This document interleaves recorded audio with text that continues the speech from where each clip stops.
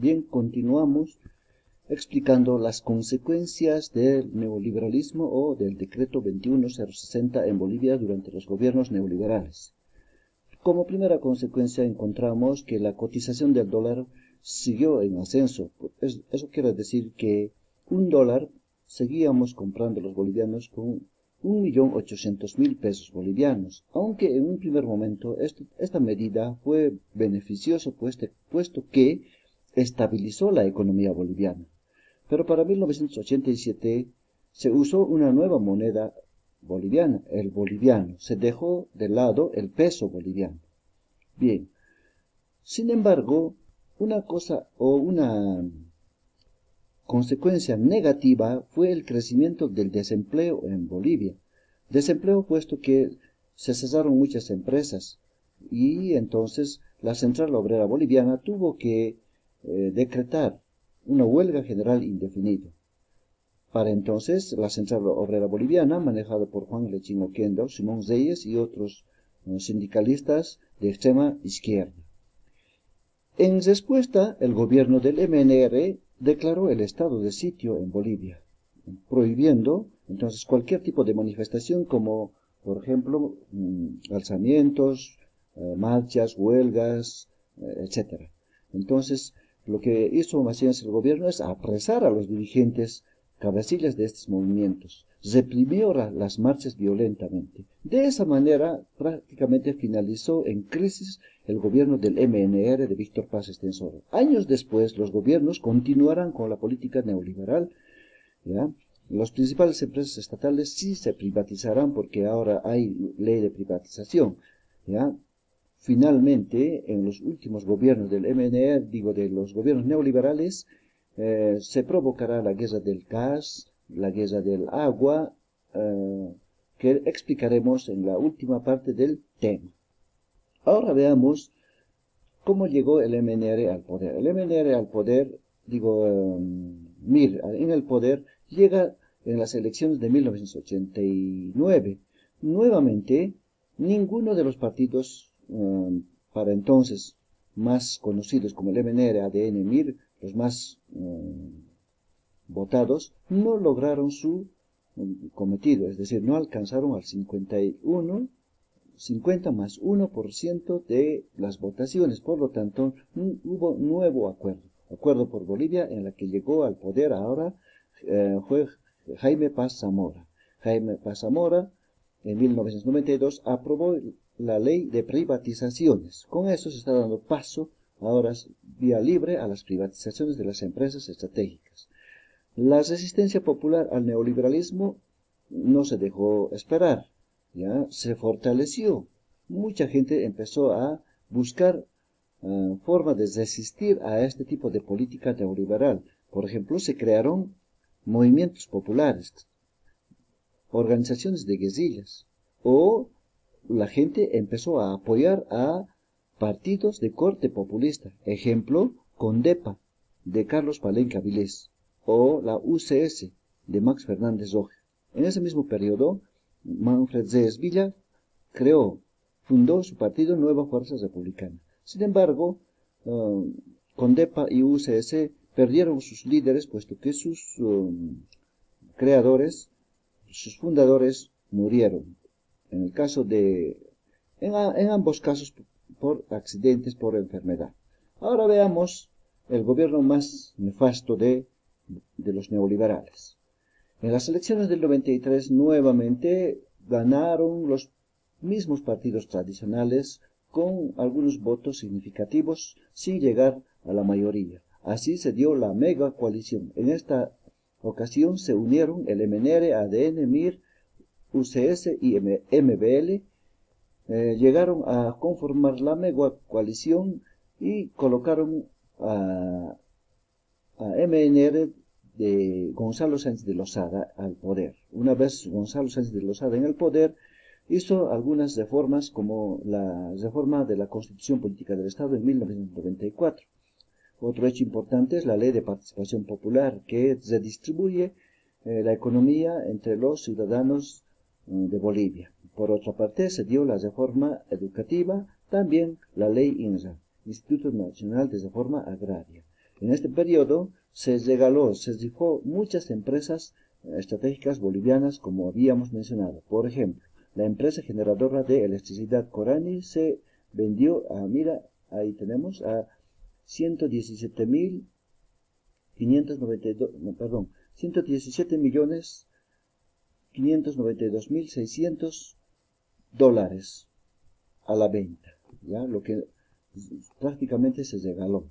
Y así se empezó a privatizar y, por ejemplo, la más baratita, la empresa ferroviaria andina, se vendió a la Cruz Blanca de Chile, ¿no? Se privatizó. ¿En cuánto?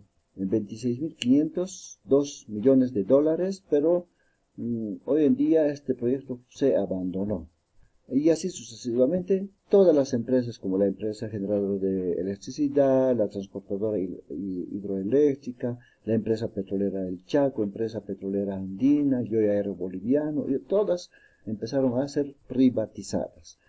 ¿Y con qué nos engañó? Nos engañó diciendo que con sus ganancias se va a crear el bono solidaridad, que inició con, ahí está, Gonzalo Sánchez de Lozada.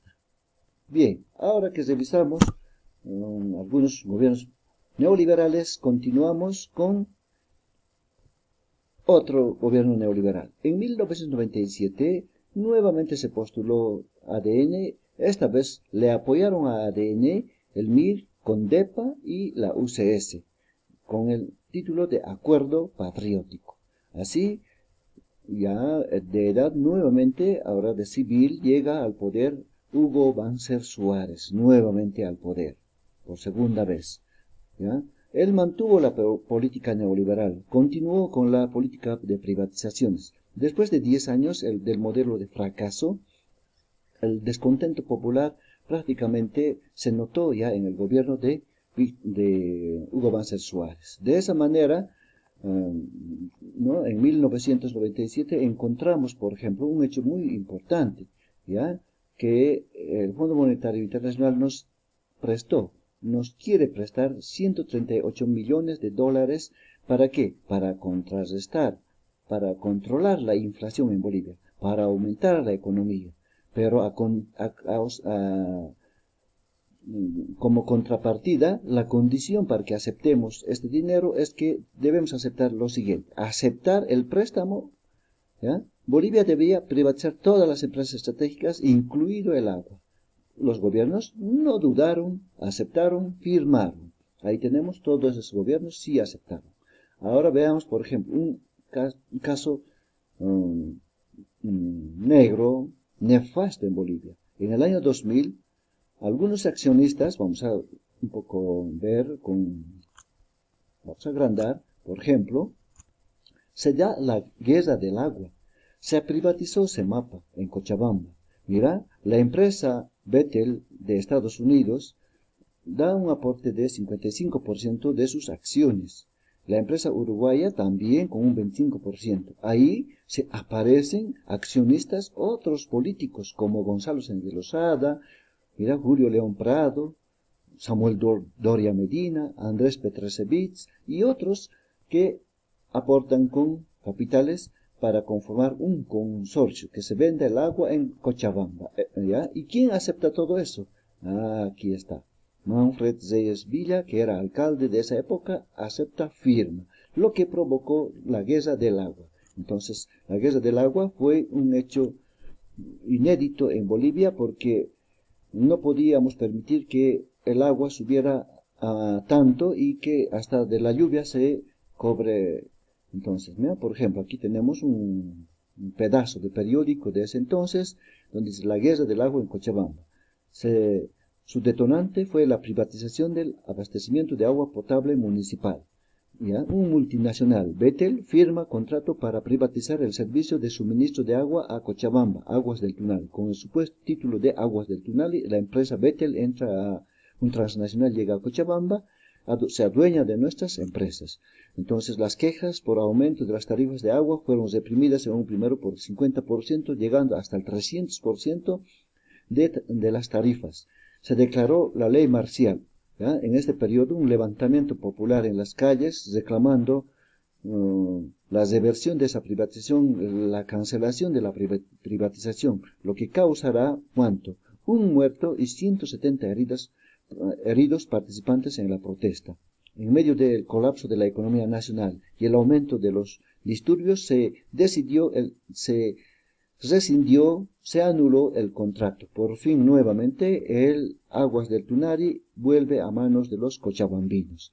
¿Ya? Con la ley 2029, Aguas del Tunari, el monopolio sobre todos los recursos hídricos hubiese sido nefasto para Bolivia. Bien, ahí tenemos un hecho claro. Ahora veamos rápidamente. También en este periodo de Hugo Banzer Suárez enfermó. Llegó a acortar un año de su mandato. Por lo tanto, en el año 2001 dejó al mando a su vicepresidente. Jorge Quiroga Ramírez llegó a la presidencia, quien siguió con su política privatizadora. Nuevamente se presentó a la política en las elecciones el MNR, Nueva Fuerza Republicana, el MIR-UCS, dando paso a un nuevo segundo mandato de Gonzalo Sánchez de Lozada, que va a causar terribles problemas en Bolivia, como el Febrero Negro, conocido también el impuestazo al salario, en el 2003, donde se dio un motín policial y enfrentamiento entre militares, prácticamente un Febrero Negro con varias bajas y muertes en Achacach y en otras regiones. También Octubre Negro, Gonzalo Sánchez de Lozada intentó vender gas a Estados Unidos por Chile. El nombre de escuchar Chile prácticamente hizo que la población se levantara hasta que se dio un paro general indefinido, donde se participaron los movimientos sociales por primera vez y se generalizó hasta sacarlo a Gonzalo Sánchez de Lozada. Finalizado eso, su vicepresidente quedó al poder, en este caso Carlos de Mesa Quisper, que gobernó 2 años y finalmente renunció, dejando a Bertzey como nuevo presidente. Llamará a elecciones y en el 2005 nuevo tipo de política en Bolivia. Bueno, jóvenes, ahí estamos viendo el tipo de política practicada por los gobiernos neoliberales. Nuevamente les agradezco por su participación y atención en la clase. Sin embargo, debemos rescatar lo siguiente, que en este periodo se permitió que los movimientos sociales se consolidaran y conformaran un nuevo partido que va a llegar al poder por mucho tiempo, por 14 años. Ustedes lo saben por qué, quién fue. Bueno, nuestro nuevo tema, ya saben qué es entonces. Chao, chao, gracias nuevamente.